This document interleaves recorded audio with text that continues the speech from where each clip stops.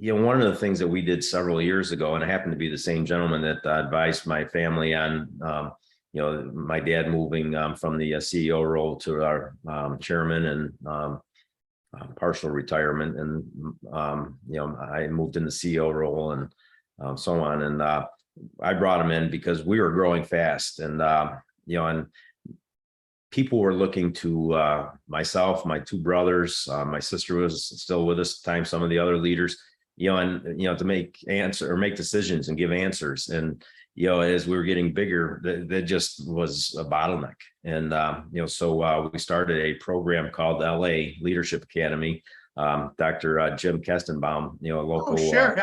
Jim has been on the show. Okay, great. So you know who I'm talking about. Absolutely. We're on currently. There's a group. It's LA 11, and there's been other groups that we've done. So he's probably done 17, 18 different programs for us. The Leadership Academy being the most frequent.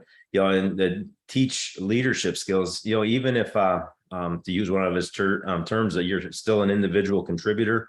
But give you the skills to make a decision, and give a customer an answer, or give, a coworker an answer, that you don't have to wait, for somebody higher up, to make a decision, empower people to, make decisions and get things done quicker. And he's been great, on helping us develop that. And, I really think, that's, been part of our growth successes, doing that, because we bought companies over the years where, it was, one or two owners, and their quality of life was terrible because they didn't let anybody else make decisions. Right. And in most cases, they had great people, but they felt the buck stopped with them. And because of that, they had to make all the decisions, and it probably cost them some on the quality of life scale. They weren't able to do some of the things that they wanted to, and they had no exit strategy other than to sell. And fortunately, we've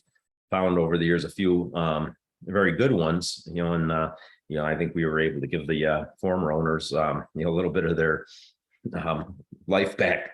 So that's great. And so two things come out of that conversation for me. One, I want to talk about, you're smart enough to bring in outside consultants through the years. My gut says it probably wasn't just Jim, Dr. Jim. And that, I think, is one of those blind spots for people, is they think they have to do it all. That rugged individualist, American, I've got this covered. And it's just smart to say, I don't know what I don't know.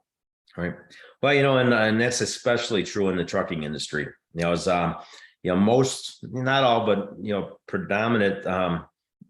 predominantly most trucking company owners started as a driver, then maybe bought their own truck, and then started to build off that. There's a few, that maybe worked in the industry in other capacities, but up until maybe the last 7, 8, 9 years, it was a very male-dominated industry, and in some areas of it, it still is. And so you're dealing with a somebody that built a company, and very trucking's very competitive, and it's it's a very it's a business of pennies. We measure things in pennies per mile, and so you get very protective, of making the decisions, when you're starting from nothing and building it up. And some have done very well at recognizing their limitations and bringing in additional help, and using it. Others are still limited by their own capacities because they're afraid to give that up, and